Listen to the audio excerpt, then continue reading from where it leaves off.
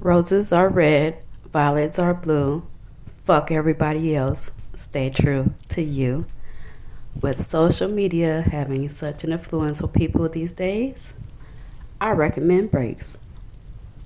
Like, a lot of people will use social media for networking, promoting, building, actual healthy socializing to keep in touch with their loved ones or friends that they're no longer around, things like that. And then you have the ones that are probably unhealthy with themselves or their lifestyles, their choices or whatever. So then if they go onto social media, they will read into or try to negatively influence other social media attendees.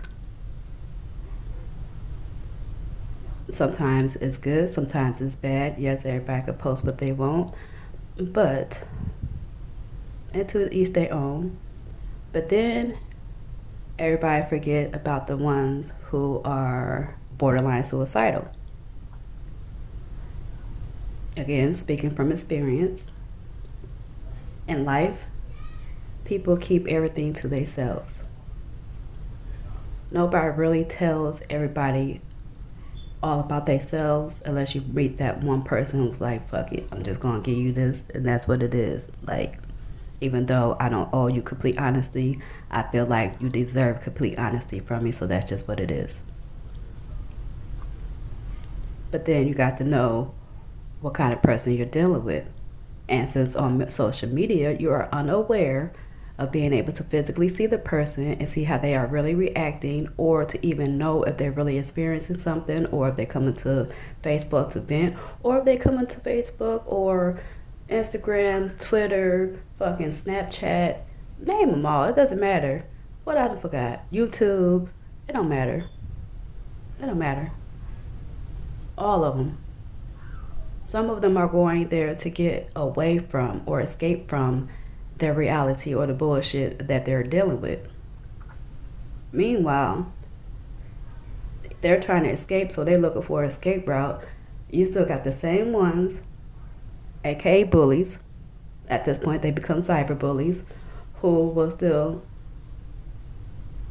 just attack them publicly. Now, look, if you got problems with people, or you feel like there's something that needs to be addressed that's personal, that's what private conversations are for. You only go publicly to address something that is so personal if you are trying to belittle somebody. Which means you don't care. Now, if it's one of your family members or loved ones or friends or whatever you want to call it, associates, co-workers, somebody, anybody that you even care about, if it's one of those, then if you're in a situation where you're experiencing them having to have killed themselves and committed suicide over things that you feel shouldn't have pushed them over, or you would realize that you ignored signs leading up to them, or you felt like, oh, they just weak, or they just soft, or they just sensitive, the whole time, all you're doing is just building up to it. You are helping that build up. You're helping to build up. You don't know it and you don't give a fuck about it, true. But then, for the ones that actually do follow through with it or are successful when they attempt to do suicide, their families are now stuck trying to figure out why, what happened, how they could do what they could have done differently to avoid it. And then for the rest of their life, now they are aware of signs. Now they're advocates against suicides. Now they're trying to get the word out about the health of mental people, and they're trying to share their stories. They're trying to build, saying like charities or, saying funds and everything else.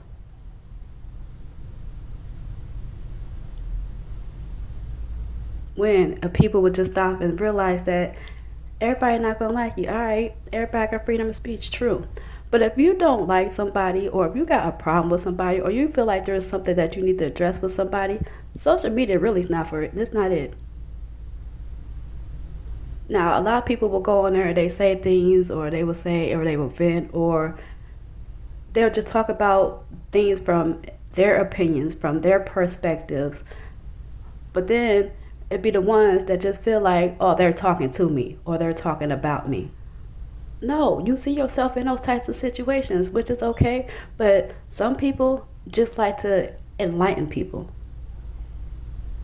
Some people just are empaths. Some people just are naturally just, that's just them. Like it or not, it's just different shit. But again, there's just them other people, some of them people that are doing things or being nasty on their mental states is still fragile. They're acting out in a sense. Agree with it or not, it doesn't matter. Like and then some of the times people like can't have heated or stressful conversations, or they can't talk about topics that are controversial without adding more to it than it needs to be, without getting defensive aggressively. Like, you should be able to communicate effectively about whatever the fuck it is, especially if you say you're grown.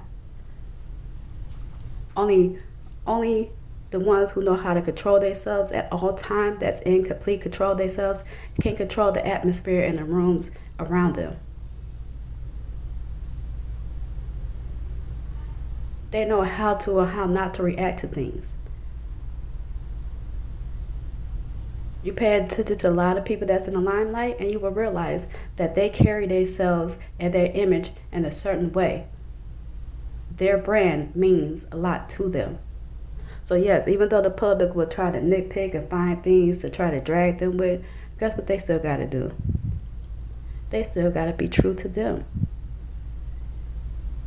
If they made decisions to do this or to do that or to be better, then it is what it is. They come to a point where they realize that everybody's going to talk, but mentally, y'all not going to be able to break them. They passed all that weak-minded or sensitive or soft stage, whatever you guys want to classify it as, they have passed that. So really nothing that you guys are saying or doing will penetrate them enough for them to get out of body unless they want to. Everybody got their trigger, don't get me wrong. Everybody got that one or two buttons that will make them snap. But a lot of times the buttons that people be trying to push, it's not even worth them snapping. But y'all don't get that though. Y'all still try to push and push and push, really looking for your own 15 minutes of fame. Really, whoever you're attacking or whoever you just are admiring, say it that way. You're admiring them from one way or the other, but something or not, something about them is making you want to just, they're on your mind constantly. You're doing things to them, especially if they're not doing nothing to you. If they're trying to go about their life and you're still going to go out your way to say or do things to them, not only are you a bully, but you're an admirer. And then what you will have to realize is, at some point, they're not as weak as you think.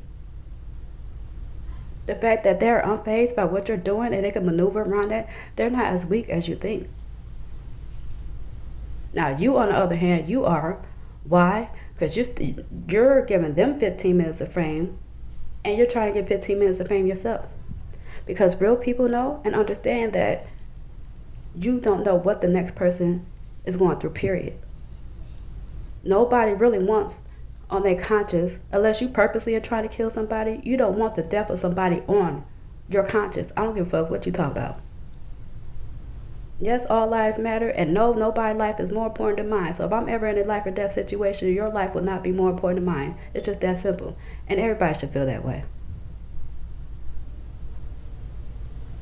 But at the same time, though, everybody should also realize that your mental state is some serious shit.